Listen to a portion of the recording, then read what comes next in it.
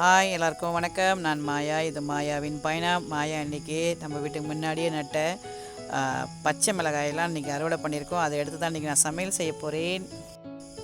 இன்றைக்கி நான் புளி மண்டி செய்ய போகிறேன். அதாவது பச்சை மிளகாய் புளி மண்டி செய்ய போகிறேன். ஸோ ரொம்ப சிம்பிளானது, ரொம்ப சுவையாகவும் இருக்கும். இதெல்லாம் எனக்கு 10 வருஷம் அனுபவம் இதெல்லாம் சமைச்சி. ஸோ அதனால் வாங்க ரெசிபி பார்க்கலாம். எப்போதும் மிளகாயெல்லாம் புளி மண்டிக்கு முழுசாக கூட போடுவாங்க. ஆனால் நான் இந்த மாதிரி குண்டு குண்டாக வெட்டிக்குவேன். நீங்களும் அதே மாதிரி கட் பண்ணிக்கலாம். இந்த அளவு பச்சை மிளகாவுக்கு ஒரு 8 பல் பூண்டு நறுக்கிக்கணும். உளுந்து 1 டேபிள் ஸ்பூன், புழுங்கல் அரிசி 1 டேபிள் ஸ்பூன், அரை டீஸ்பூன் வெந்தயம். இதை 3ஐயும் வறுத்துக்குங்க. ரொம்ப கருகாமல் மிதமாக வறுத்துக்குங்க. கொஞ்சமாக எண்ணெய் ஊற்றி அதில் 2 டீஸ்பூன் அளவுக்கு கடுகு தாளிப்பு போட்டுக்கணும். அதுக்கப்புறம் பொடிசாக நறுக்குன்னு பூண்டு போட்டு நல்லா வதக்கி எடுத்துக்கலாம். அதோட கொஞ்சம் கருவேப்பிலையும் நம்ம குண்டு குண்டாக வெட்டி வச்சுருந்த பச்சை மிளகாயும் ஒன்றா சேர்த்து போட்டுக்கலாம்.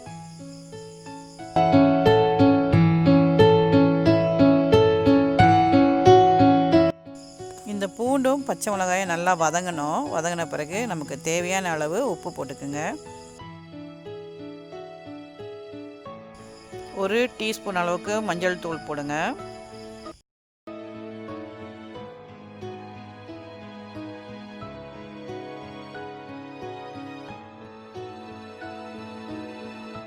நம்ம போட்ட மஞ்சள் தூள் கருகாமல் இருக்கிறதுக்காக அடுப்பை மிதமாக குறைச்சி வச்சுக்கோங்க. அதில் புளியை நல்லா திக்காக கரைச்சி ஊற்றணும். ஏன்னா இந்த புளியில் தான் அந்த பச்சை மிளகா வேக போகுது.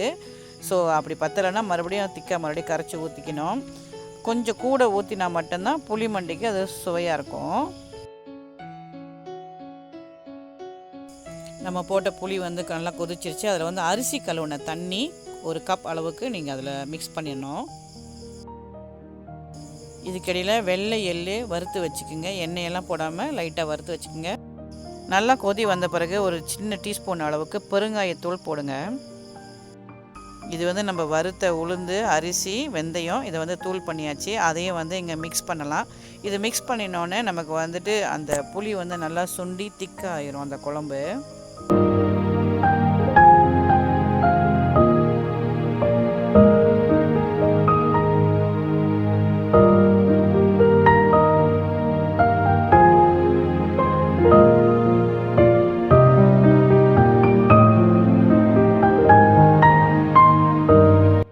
நல்லா திக்காகி கொஞ்சம் மேலே எண்ணெய் மிதந்து வந்த பிறகு பாருங்கள், அது நமக்கு ரெடி ஆகிடுச்சின்னு அர்த்தம். ஸோ சூப்பராக வாசனையோடு ரெடி ஆகிடுச்சு மாயா செய்த புளிமண்டி.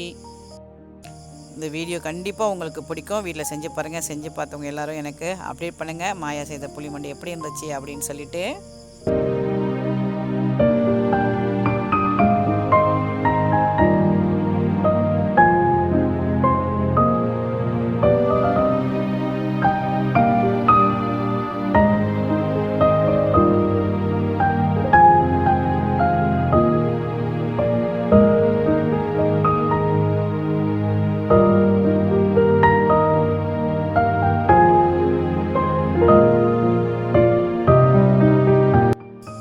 புளிமண்டிக்கு மேலே விருப்பம் இருந்தால் மட்டும் நான் வறுத்து வச்சுருந்த அந்த வெள்ளை எள்ளு போடுறேன். உங்களுக்கு விருப்பம் இருந்தால் போடுங்க, போடாட்டியாலும் பரவாயில்லை.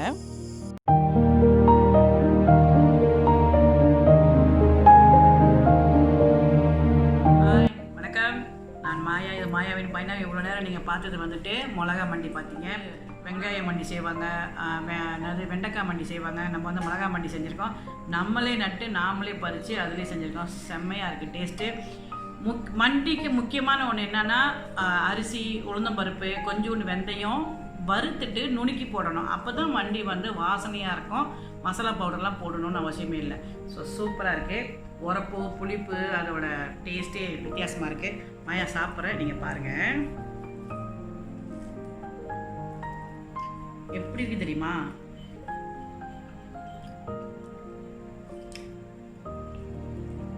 சொல்கிறதுக்கு வார்த்தையே இல்லை. நீங்களே சமைச்சிட்டு சாப்பிட்டு பார்த்துட்டு மாயாவுக்கு அப்டேட் பண்ணுங்கள். இந்த வீடியோ உங்களுக்கு பிடிச்சிருந்துச்சுன்னா லைக் பண்ணி ஷேர் பண்ணுங்கள். அப்படியே சப்ஸ்கிரைப் பண்ணும்போது பக்கத்தில் ஒரு பெல் பட்டன் இருக்கும். அது ஆல்னு தட்டினீங்கன்னா அடுத்தடுத்து நான் வீடியோ போடும்போது உங்களுக்கு வந்துடும். சூப்பராக இருக்குது உண்மையிலேயே. ஸோ இந்த வாழ்க்கை ஒரு அழகான பயணம். மீண்டும் அடுத்த ஒரு வீடியோவில் சந்திப்போம். பாய்.